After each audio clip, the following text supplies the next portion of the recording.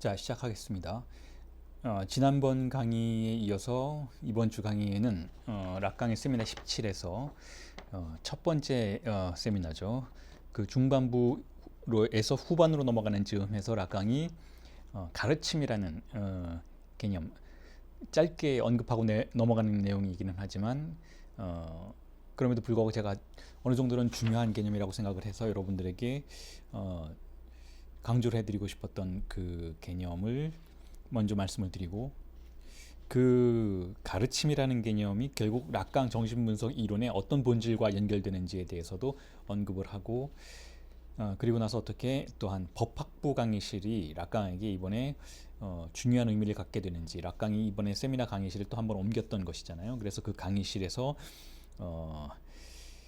강의를 하는 그 법학부 강의실이라는 조건이 락강 정신분석 임상에서 어떤 또 암시적인 은유를 갖고 있을 수 있는지에 대한 그러한 설명으로 넘어가는 방식으로 오늘 강의를 전개해 보도록 하겠습니다. 자, 우선 먼저 락강은 이런 이야기를 지난번 강의에서 했었죠. 제가 이미 설명드렸던 바대로 락강은 쌍탄 시절에 그러니까 초기 락강이죠. 1950년대의 락강이라고 할 수 있죠. 50년대에서 1964년까지의 락강이라고 할 수가 있죠. 그러니까 파문당하기 이전에 초기 락강이라고 할 수가 있는데, 그 초기 락강 시절에 사람들이 자신의 강의를 어떻게 해석했었다, 그 해석이 이러이러했었다라는 그러한 설명들을 제가 지난주 강의에 여러분들에게 언급을 해드렸었던 것이잖아요. 그리고 아까 이런 얘기를 했었죠.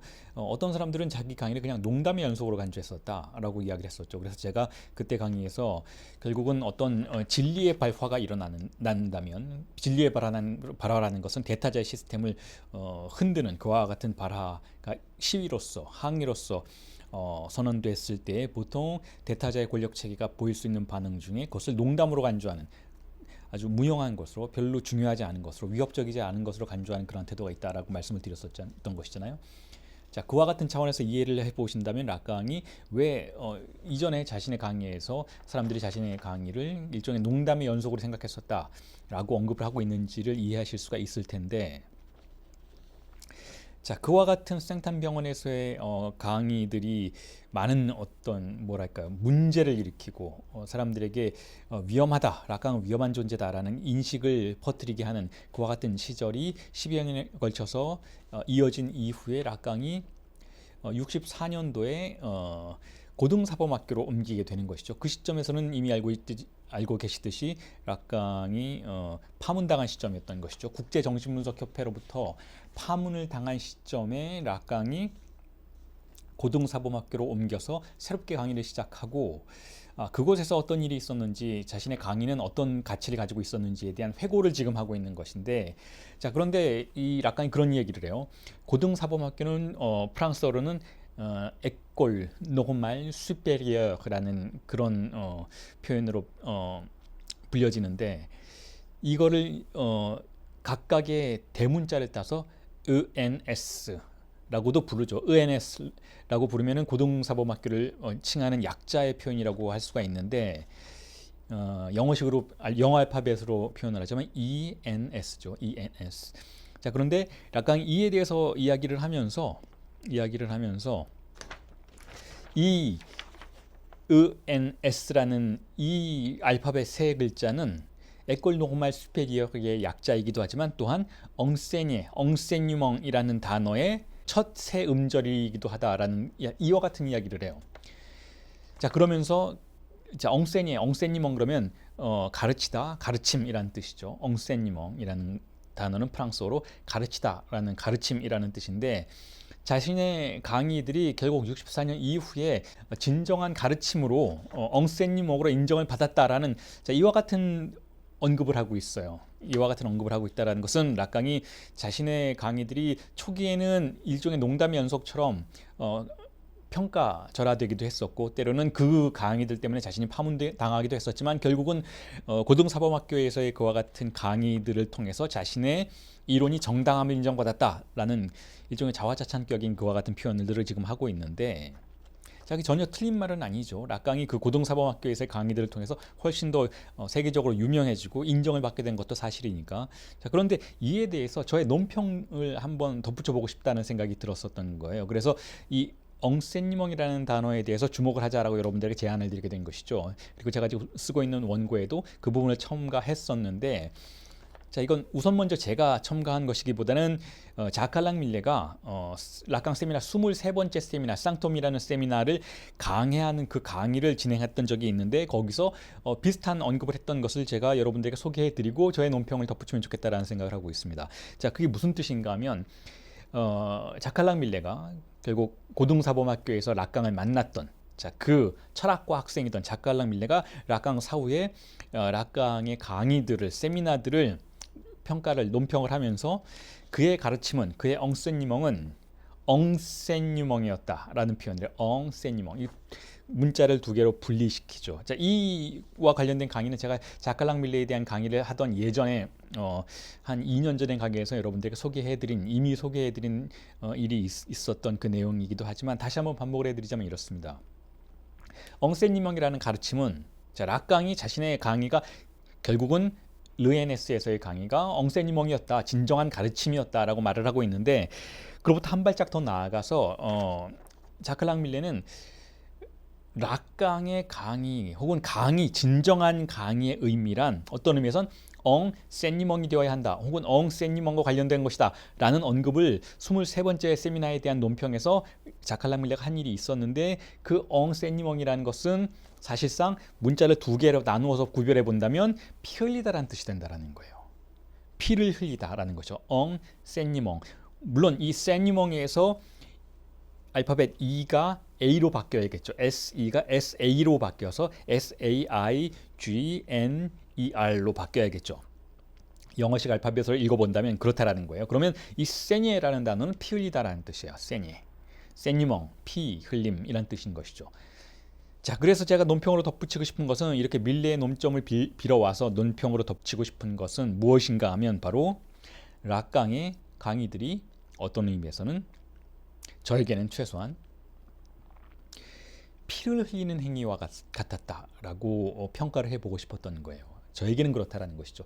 제가 락강을 평가하고 논평하는 방식은 이와 같이 상당히 어떤 의미에서는 실천적 윤리의 차원으로 락강의 정신분석 이론을 끌고 가려는 그와 같은 경향이 있습니다. 물론 전혀 그렇지 않은 것을 맞지 않은 장소로 제가 끌고 가는 것은 아니고요. 락강이라는 사람의 정신분석 이론의 강의들은 분명히 단순한 과학적이고 이론적인 차원에서의 접근만 있었던 것은 아닌 것이니까, 락강의 정신분석 이론의 세미나들은 분명히 실천적 윤리학의 차원들을 강하게 내포하고 있었고, 누군가는 그것을 끄집어내어서 강조하고 선언하고 표현해 줘야 한다고 저는 생각한다라는 것이죠. 그렇기 때문에 락강의 세미나들을 가르침이라고 할 수가 있다면, 그 가르침은, 그 엉센니멍은 엉센니멍, 즉 피 흘리게 만드는 그와 같은 실천이었다라고 저는 평가를 해보고 싶다라는 거예요. 물론 전혀 없는 얘기는 아닌 것이죠. 다시 한번 강조드리지만 이 부분은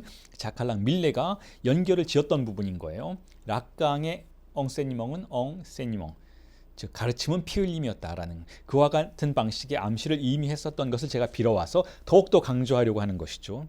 자, 왜 피 흘리는 행위인가? 왜 피를 흘리는 게 그토록 중요한가? 혹은 락강의 가르침이 피를 흘리게 했다라는 것은 도대체 무슨 은유인가를 지금부터 설명을 드리자면 이렇습니다.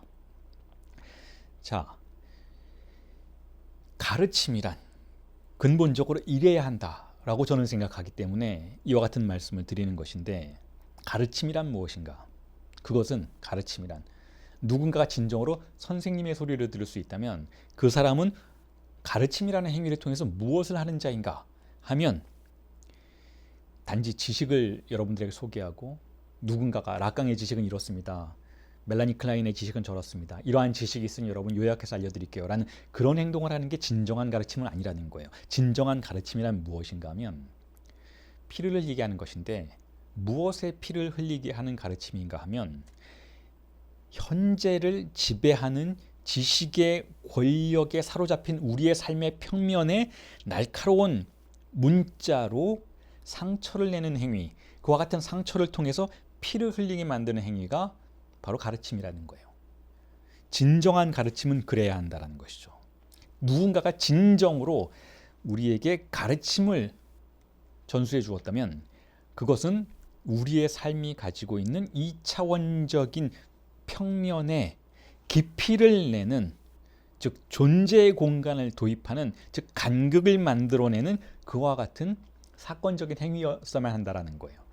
제가 생각하는 락강의 정신분석 강의는, 세미나들은 그와 같다라는 것이죠. 자, 그러니까 이런 부분은 다른 사람들이 락강을 강의하는 방식과는 굉장히 다르다는 걸 여러분들이 이해하셨으면 좋겠습니다. 이건 저의 접근법이라는 것이죠. 저는 락강이 단지 우리의 무의식이라는 대상을 설명했던 과학자로서 여겨지지 않는다라는 거예요. 제가 락강을 강의하고 락강을 여러분들에게 전달해 드리는 방식은 전혀 그렇지 않다라는 것이죠. 저에게는 락강의 이론은 분명히 실천적인 윤리의 차원에서 재해석될 수 있는 가능성을 가지고 있는, 그와 같은 휘발성을 가지고 있는 문자라고 생각된다는 것이죠. 저는 그와 같은 차원에서만 락강을 이해한다는 거예요. 그런 의미에서 저에게는 락강은 과학자는 아닌 것이죠. 락강은 누구냐 하면, 무엇을 하는 사람이었는가 하면 바로 소크라테스처럼 삶의 윤리를 우리에게 가르침해주는 그와 같은 주체였다라는 거예요. 자, 그래서 제가 이와 같은 락강의 가르침이라는 개념과 엉세니멍이라는 개념과, 락강은 본인 입으로 그렇게 얘기했잖아요. 자신이 의엔에스에서의 세미나들은 진정한 가르침이었다라고 말을 하고 있었던 것이잖아요. 자, 그런데 이 가르침이라는 것은 그것이 바로 락강의 표현대로 진정한 가르침이 되려면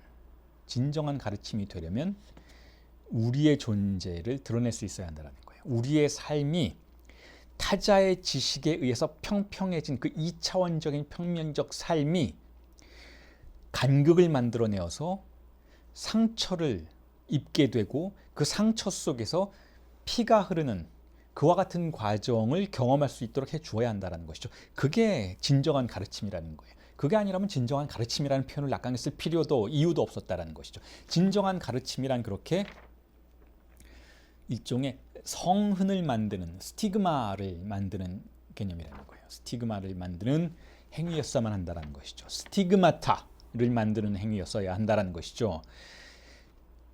성스러운 상처를 만들어내는 그와 같은 행위였어야만 한다는 거예요.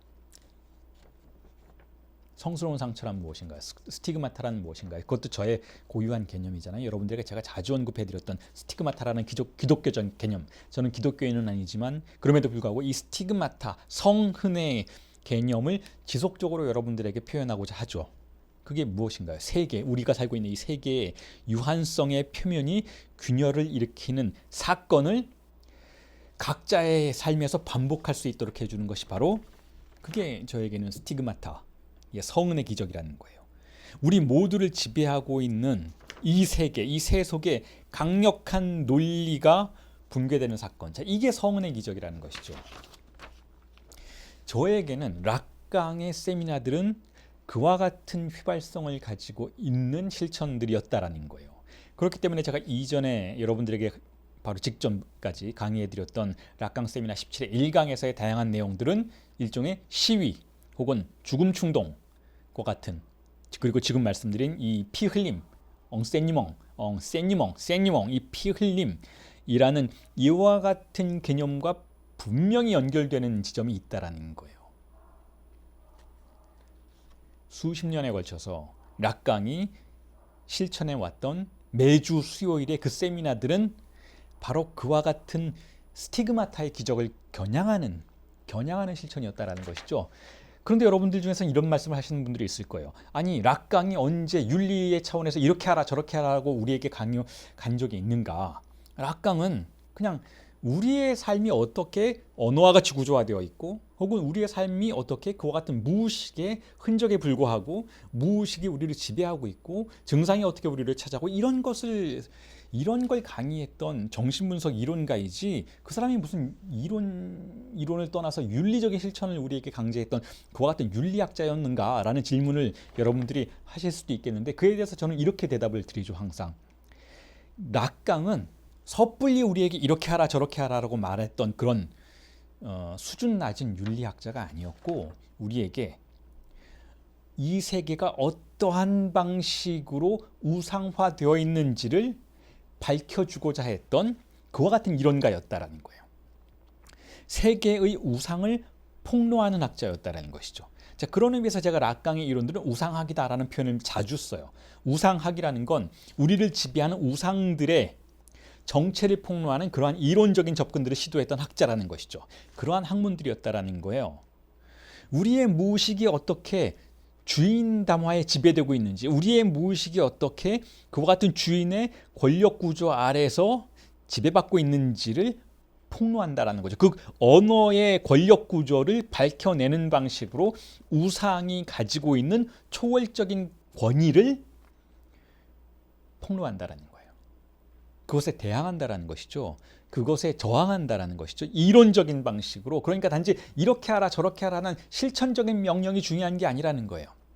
락강에게는 우리가 가지고 있는 삶의 조건이 얼마나 환영적인지를 폭로하는 방식으로 우리를 깨우치고자 했다는 것이죠. 저에게는 락강의 이론들이 그와 같은 방식으로 실천 윤리학이었다는 것이죠.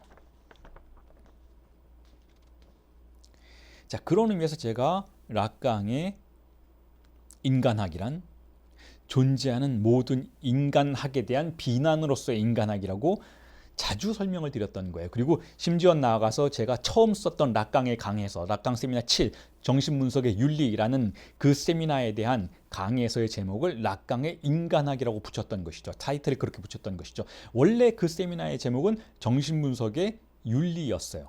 하지만 저는 그와 같은 정신분석의 윤리가 어떤 차원에서 작동하고 있는지를 여러분들에게 표현해 보고자 했던 것이죠. 락강은 결국 세미나 7에서 인간 문명이 어떻게 우상화되어 있는지, 우상숭배에 몰두하고 있는지, 인간의 그와 같은 인류학적인 차원의 환영들을 폭로하는 방식으로 우리의 존재를 폭로하려고 했던 것이죠. 우리의 존재가 어떤 위상을 가지고 있는지, 어떤 환영 속에 사로잡혀 있는지를 폭로하려고 했던 것이죠. 자, 그렇게 해서 락강은 우리에게 우리 스스로의 인간학을 창조해낼 것을 제안하는 그와 같은 창조의 인간학, 도래할 것으로서의 인간학을 구성했던 것이라고 판단했기 때문에 그 책의 제목을 락강의 인간학이라고 붙였던 거예요. 제가 지금까지 말씀드렸던 이와 같은 차원들을 고려하지 않는다면 락강은 참으로 고리타분한 학자가 되어버립니다. 우리가 결국은 락강을 해석하는 방식은 LPI가 락카니언 프랙시스 인스티튜트가 제가 백상현이 락강을 해석하는 방식은 바로 이와 같은 관점이에요. 락강은 단지 과학의 이론 몇 개, 실증적인 과학의 이론 몇 개를 만들어내서 이리 적용시켜보고 저리 적용시켜봐서 인간은 이렇습니다. 우리는 이런 존재네요 라고 말했던 그런 종류의 학자가 아니라는 겁니다. 이와 같은 차원, 다시 말해서 분석가를 뛰어넘고 학자를 뛰어넘는, 다시 말해서 20세기의 인간학을 규정하고 있는 모든 종류의 우상에 대항했던 어떤 실천가로서의 락강의 차원을 우리가 고려하지 않는다면 락강이 왜 그토록 평생을 세미나를 했는지, 왜 그토록 평생을 어떤 하나의 이론 안에 머무르지 않고 계속해서 변화해 나갔는지를 이해할 수 없다는 것이죠. 그의 본질을 이해할 수가 없다는 거예요. 이 부분을 여러분들에게 전달하는 것이 아주 중요하다고 생각합니다. 락강을 해석하는 방식은 이와 같은 접근이 아니라면 불가능하다고 생각해요. 왜 일가끔씩 저에게 이렇게 말씀하시는 분이 있어요. 락강의 대상 A 개념이 뭡니까? 이러했는데 왜 다른 데선 다르게 이야기합니까? 왜 락강은 자기의 이론들을 이렇게 변화시키거나 혹은 때로는 부정하는 것처럼 보이기도 하나요? 이런 질문들을 던지는 분이 계시죠. 근데 거기에 대해서 저는 이렇게 다시 반문하고 싶어요. 어떻게 한 명의 이론가가 진정으로 윤리적이라면 자신이 발명하고 자신이 규정해 놓은, 자신이 구조화해 놓은 이론의 체계를 붕괴시키지 않을 수 있는가라고 반문을 해보고 싶어요. 이론이란 무엇인가? 이론이란 그것이 어떤 이론이 되었건 결국은 인간을 지배하게 만드는 권력으로 작동하게 되어 있어요. 그런 의미에서 한 이론가가 이 세상을 해석하고 이 세상을 설명하는 이론을 구성해냈더라 해도 그 이론이란 절대적인 이론이 될 수 없다는 것을 인정해야만 하는 것이고, 그 이론을 스스로 붕괴시키는 움직임을 보여주어야만 진정으로 진지한 혹은 윤리적인 이론가라고 우리가 어떻게 생각하지 않을 수가 있는가라고 질문을 해드리고 싶다라는 것이죠. 락강은 자신이 마주한 실제와 그 실제를 둘러싸고 있는 세계의 우상을 파괴하고 계속해서 그 실제를 새롭게 해석하려는 실천 자체가 결국은 정신분석의 본질이라고 생각했던 사람이니까, 락강을 하나의 특정한 과학자나 어떤 단순한 이론의 창안자로서 규정하는 것은 락강을 오해하는 그와 같은 태도라고 저는 생각한다라는 것이죠. 자, 그런 의미에서 제가 짧게나마 락강이 왜 자신의 강의들이 1964년부터 진행되었던 ENS에서 고등사범학교에서의 강의들이 진정으로 가르침이었다라고 말을 했는지에 대한 저 나름의 논평을 여러분들에게 꼭 전달해 드리고 싶었던 거예요. 락강에게 엉센니멍이란 무엇이었는가? 가르침이란 무엇이었는가? 그것은 이 세계를 피 흘리게 만드는 행위라는 거예요. 이 세계에 균열을 내는 행동이라는 것이죠. 이 세계를 지배하고 있는 견고한 우상의 체계를 흔드는 행동, 즉 지난주에 말씀드렸던 것처럼 마니페스타시온, 즉 항의와 시위의 행동이었다는 것이죠. 이것이야말로 진정으로 한 학자가 보여줄 수 있었던 진정으로 윤리적인 모습이라는 거예요. 그렇지 않고 한 명의 학자가 하나의 이론을 만들어내고, 자, 세계는 이렇습니다. 인간은 이런 것입니다. 우리의 존재는 이렇습니다라고 자신이 발명해 놓은 이론으로 그 대상을 규정하고 묶어두려고 한다면, 자, 그건 진정으로 윤리적인 실천은 아니라는 거예요. 윤리적인 태도는 아니라는 것이죠. 윤리적인 학자는 항상 의심하는 자이고, 자신이 발명해낸 이론을 항상 스스로 넘어서려고 하는 자이고, 언어에 사로잡히지 않으려고 하는 자이고, 그리고 세속의 우상의 질서와 타협하지 않으려는 자라는 것이죠. 락강이 보여준 면모가 그와 같았다라는 것이죠. 자, 엉센니멍이라는 단어에 대한 저의 짧은 논평은 이 정도로 정리를 하겠습니다.